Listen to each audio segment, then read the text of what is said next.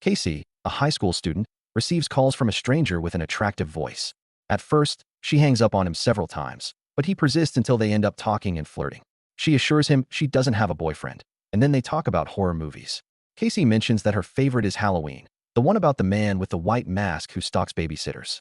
Suddenly, the voice changes tone and tells her he's watching her. Casey panics, runs to lock the doors, and assures him that her boyfriend Steve, a football player, will defend her. But she discovers Steve outside, tied up and injured. The stranger proposes a game, questions about horror movies. If she answers correctly, Steve lives. If she fails, he dies. Casey gets the first one right, but falls into a trap, and Steve is killed. The intruder manages to enter the house. Casey tries to flee and sees her parents arriving, but Ghostface catches up to her and stabs her. She tries to call for help without success and is finally finished off. Her parents enter the smoke-filled house. When they answer the phone, they hear her screams. Outside, the mother discovers Casey's body hanging from a tree.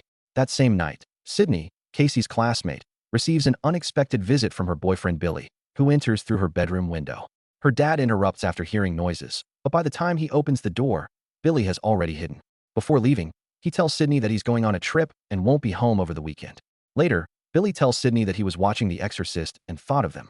2 years ago, they started with a lot of passion, like it was a forbidden movie, but then things changed, and he wants more. They kiss. But when Billy tries to go further, Sydney stops him because she doesn't feel ready yet. Billy respects that and leaves. The next morning, at Woodsboro High School, the school is full of police and reporters because of Casey's murder. Sydney sees the reporter Gail before meeting up with her friend Tatum, who tells her that Casey and Steve were brutally murdered. The police question the students, including Sydney, where we meet Officer Dewey, Tatum's brother. They don't suspect her because of her mother's recent tragedy. After classes, Sydney meets up with Billy and his friends by the fountain. Tatum with her boyfriend Stu and Randy, a horror movie fanatic. They talk about the murder without much seriousness and even joke about it. Later, Sydney arrives home and calls Tatum to ask if she can sleep over because the presence of the police and reporters brings back painful memories. Sydney watches the news, reports about the crime, and memories of her mother Maureen, who was raped and killed just a year earlier. Uncomfortable, she turns off the TV and goes to bed. Here, I want to stop to start commenting on things. I don't know if you know, but the movie Scream marked a before and after in the horror subgenre known as slasher. And to better understand how it achieved that, it's worth reviewing a bit of the path this genre has taken. In its beginnings, horror cinema was dominated by supernatural or monstrous figures. Think of Dracula, Frankenstein, or the Wolf Man, characters that scared you, but at the same time felt distant and unrealistic. The big change came in the 1960s with movies like Psycho by Alfred Hitchcock or Peeping Tom, The Photographer of Panic by Michael Powell. It was no longer about creatures from another world, but human killers who murdered in disturbing ways. Because of the violence they showed, they're often called proto-slashers. They hadn't yet established all the rules of the genre, but they did feature killers with knives and, above all, terror that occurred in nearby and everyday settings. In parallel, in Italy, the giallo genre emerged, a style of cinema that mixed mystery, stylized violence, and killers whose identity was almost always revealed in the climax. Giallo was a major influence because it contributed the aesthetic of the masked killer and the tension around their identity. In the 1970s, with the relaxation of censorship in the United States, movies like The Texas Chainsaw Massacre and Black Christmas appeared. These films already established that horror can happen in common places, in houses, fields, or suburbs. The victims were ordinary teenagers, and the killer could be anyone. The terror started to feel too close. And in 1978, the true model to follow arrives. Halloween by John Carpenter. The same movie we saw at the beginning was Casey's favorite. Michael Myers, with his expressionless mask, becomes the definitive slasher icon. There, elements that would later be repeated to exhaustion are consolidated. The masked and unstoppable killer, the tension in seemingly quiet suburbs, and the figure of the final girl, who is usually the purest in contrast to her friends who drink or have sex. Although Carpenter never intended to give a moralistic message, the reading that Laurie, the protagonist, survives because she's pure marked the genre forever. And that's how the basic slasher formula was born. A masked killer who stalks and kills a group of people, almost always teenagers, using sharp weapons like knives, chainsaws, or scalpels, until only one girl survives at the end. The success of Halloween triggered an avalanche of slashers in the 80s. Friday the 13th, My Bloody Valentine, A Nightmare on Elm Street. It was the golden age of the genre. But as usual, the formula wore out quickly, the cliches became too obvious, and the stories became predictable and repetitive. After Child's Play in 1988, it seemed the slasher had lost steam and had nothing new to offer. Until 1996, when Scream arrived, and everything changed. Wes Craven, the director, took the classic mold and mixed it with black humor and a metalinguistic approach. In short, it was a meta-slasher, a movie aware of itself. As we can see, the characters openly talk about the genre's rules and point out its cliches. The brilliant thing is that it not only uses those codes, but also subverts and updates them. It scares you, makes you laugh, and reminds you of the rules you thought you knew, only to break them later. From the first minutes, the movie shattered expectations. Drew Barrymore, who appeared on the posters as the big star and plays Casey, was brutally murdered in the opening sequence. Masterstroke. The audience understood instantly that nothing here would follow the known rules. Another thing is that in Scream, the characters have more complexity. In many genre films, the protagonists are little more than archetypes who run to escape the killer. Sydney, on the other hand, as we've seen, carries the trauma of her mother's murder, and we see real emotional weight. We've seen her uncomfortable with intimacy, we've seen her suffer, and that allows us to empathize with her. She's a character with more layers, and this also connects to another novelty that Scream introduces. In most slashers, death and horror are the center, and the scenes stop there without showing the impact on those left behind. And here, the opposite happens. We saw Casey's parents arrive home, hear their daughter's last screams, and be devastated. We saw how Maureen's murder has deeply affected Sydney. That's something valuable that director Wes Craven sought. That violence not be treated as something distant. For him, violence always had to have weight because behind every death, there's a human being and people who love them. Everything else in his movies could be playful or even fun, but violence had to be shown as violence, never as a joke. So, as we review the movie, I'll show how Scream twists several of the classic slasher elements. But now that you know this context, I invite you to also detect the ways it turns them around. After 7 p.m., Sydney wakes up to a call from Tatum asking what movie she wants to rent that night. Then she receives another call, this time from Ghostface. Since they're talking about horror movies, Sydney thinks it's Randy. She confesses that horror movies seem like trash to her because they all repeat the same thing. A killer chasing a girl who, instead of escaping, runs up the stairs. The man reveals he's not Randy and that he's watching her from her front door. Sydney checks, sees nothing, and mocks him, still thinking it's Randy. Then Ghostface gets angry and warns her that if she hangs up, she'll die like her mother. She goes inside, locks the door, and Ghostface appears from behind. They struggle, and he chases her to her room. Sydney blocks the door and calls the police via her computer. Ghostface disappears, and shortly after, Billy enters through the window. When she hugs him, his cell phone falls out of his pocket, making her suspicious. Sydney goes downstairs to leave and runs into Dewey. Billy is arrested and questioned. When asked if it was Billy, the sheriff replies that before, he would have said no, but with today's youth, he's not so sure. Then Sydney exits through the back with Tatum and Dewey, but the reporter Gail intercepts her with several questions. There's tension because Gail wrote a book about her mother's death, and Sydney accuses her of lying in it. When Gail says she'll send her a copy, Sydney punches her. Now at Tatum's house, Sydney receives another call from Ghostface, who tells her she accused the wrong person again. The next day, Dewey informs her that Billy was released because his phone records were clean. Upon arriving at school, a reporter asks Sydney how it felt to almost be killed, but she ignores her. Then she decides to talk to Gail, who tells her she believes Cotton Weary, convicted of Maureen's murder, is innocent. According to Gail, Cotton had a relationship with Maureen, and someone else framed him using his coat. Sydney doesn't fully believe her, but is left with doubts. Gail, for her part, gets excited about the idea that the killer is still free because it would boost her book sales. At school, Sydney sees two students in Ghostface costumes, which makes her uncomfortable. The principal, Himbry, furious, expels them. Afterward, Sydney meets Billy.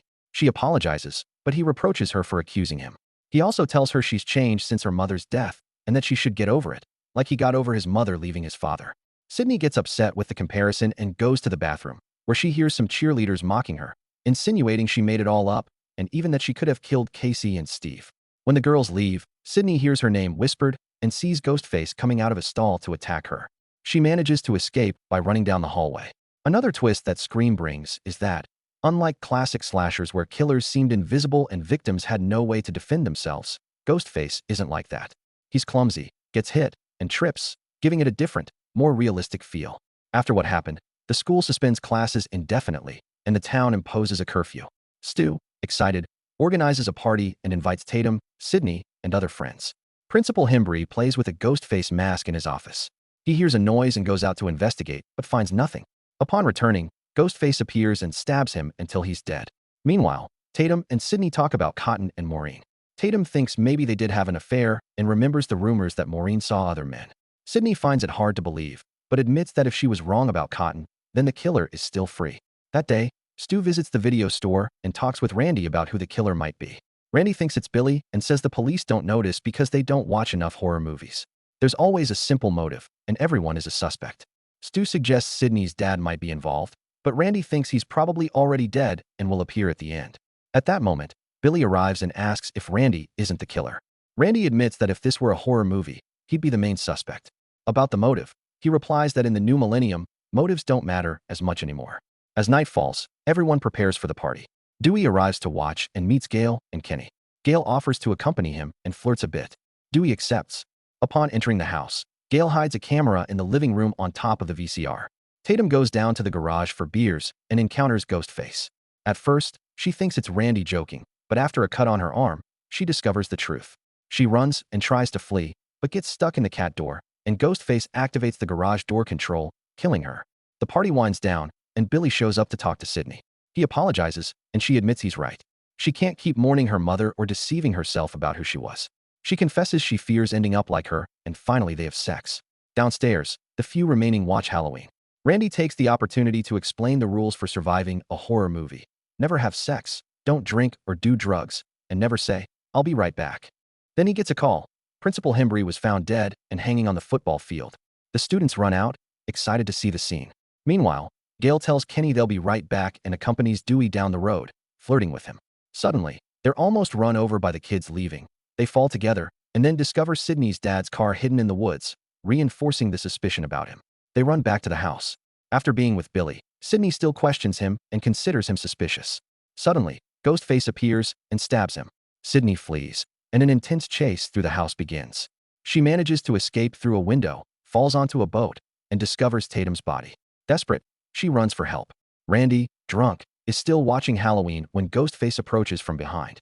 Randy repeats that the character should turn around just as the killer is about to attack him, but before he does, Sydney screams from outside and distracts him. Sydney runs to the news van and asks Kenny for help, but as he steps out, Ghostface slits his throat. The killer chases her, though she manages to escape toward the fields. Dewey and Gail return. He checks the house while she locks herself in the van. Randy appears and scares Gail, who accidentally hits him.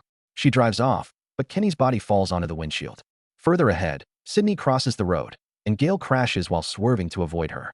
Sydney returns to the house and sees Dewey fall with a knife in his back. Ghostface retrieves it and chases Sydney to the patrol car. Since he has the keys, he manages to trap her, but she escapes again. Sydney takes Dewey's gun and runs into Randy and Stu, who accuse each other. She doesn't trust either and locks them outside. Then Billy appears, injured and falling down the stairs. Sydney gives him the gun, and he opens the door, but Randy enters accusing Stu. Billy responds with a reference to Psycho, "We all go a little mad sometimes," and shoots Randy in the chest, revealing himself as Ghostface. Then he confesses to Sydney that the blood was corn syrup, like in Carrie. Desperate, Sydney runs to Stu for help, but he pulls out the voice modulator and reveals he's also Ghostface. Together, they corner her in the kitchen, showing their psychopathic side. They confess they killed Maureen and framed Cotton. Billy says Maureen ruined his family by sleeping with his father, which caused his mother to abandon him. The movie pointed out all along that Billy was the killer, but we took it as a red herring because in classic slashers, the most obvious one never is. And unlike the tradition of lone killers like Michael Myers, Freddy Krueger, or Jason, Scream broke the formula by presenting us with two killers. Stu comments that since Sydney has lost her virginity, she'll die now according to the rules. Then they show Sydney's father, whom they had hidden, and reveal they plan to frame him for all the murders. To support the story, they stab each other superficially, simulating being victims. Sydney accuses them of having seen too many movies, but Billy replies that movies don't create psychopaths, they just make psychopaths more creative. When Stu goes for the gun, he discovers it's missing. In the other room, Gail is pointing it at them, but she doesn't notice the safety is on. Billy hits her, takes the gun, and leaves her unconscious. Sydney hides and calls the police.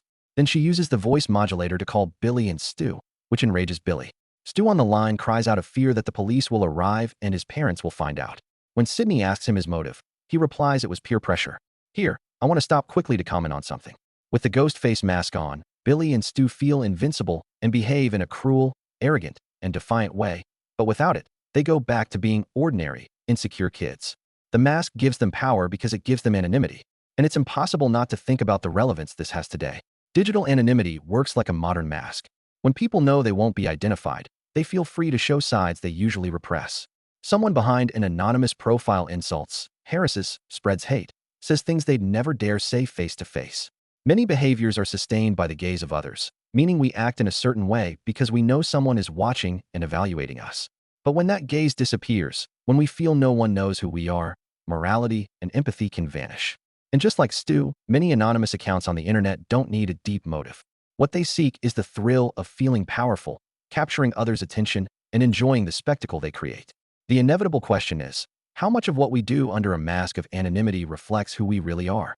Billy checks under the stairs, but Sydney appears and stabs him in the chest with an umbrella while wearing the Ghostface costume. Stu attacks her, but she manages to overpower him.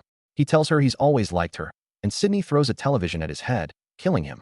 Sydney goes back to Randy, but Billy gets up again, hits Randy, and is about to stab her when Gail shoots him in the chest. The three approach the body, but Billy tries to get up one last time, and Sydney shoots him in the head. Sydney's father appears and is freed. At dawn, the police and paramedics arrive. Dewey is still alive, though he's taken away in an ambulance. While Gail reports what happened, notice how the movie broke the survival rules that Randy announced as cliches of the slasher genre. No sex, no drinking or drugs, no saying, "I'll be right back." Scream subverted them all. Sydney broke the first by sleeping with Billy and still survived. Randy got drunk. Gail broke the third rule by telling Kenny, "I'll be right back." And all of them survived. Finally, another important point. Slashers almost never offer a true narrative closure. They usually end with an open ending, with the monster getting up again or leaving the thread in the air. Scream, on the other hand, delivered a closed ending. Billy and Stu died, and the town returned to calm. Of course, sequels came later, but each introduced a new killer and closed its own story. Now, Scream isn't just a slasher movie that plays with its genre's rules. It also makes a statement about that old debate of whether horror cinema or violent movies are responsible for creating killers, and at the same time, it criticizes how the media treats violence and how that feeds a culture of desensitization. First things first, the movie, as we noticed, is full of references to horror cinema. Billy does it the most. His worldview is shaped by the movies he's seen, to the point of quoting dialogues and copying scenes. Scream seems to pose the classic question of whether horror cinema turns someone into a killer. But the script's own answer was clear when Sydney accused Billy of having seen too many movies, and he replied, "Movies don't create psychopaths. Movies make psychopaths more creative." Wes Craven argues with this that movies aren't the cause. The impulse to kill comes from elsewhere, from psychopathy, resentment, pain, the need for attention, or deeper life experiences. What cinema can give them is a repertoire of images and methods. Fiction doesn't create the desire, but it can shape how it's expressed. In Billy's case, as we've seen, his motive didn't come from movies. He blamed Sydney's mother for causing his parents' separation. That abandonment marked him and turned his rage into violence. He recruited Stu, who didn't need a deep motive but an excuse to feel special and be at the center of the spectacle. The movies gave them a script, but the real root was inside them. The movie then suggests that a killer doesn't need an external justification. If someone wants to commit atrocities, they'll find a way. They might draw inspiration from movies, news, or any story circulating in culture, but the engine comes from within.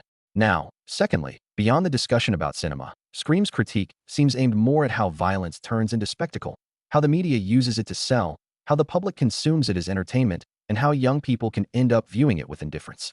While that ecosystem doesn't create killers by itself, it does contribute to glorifying the villain, normalizing violence, and dehumanizing the victims.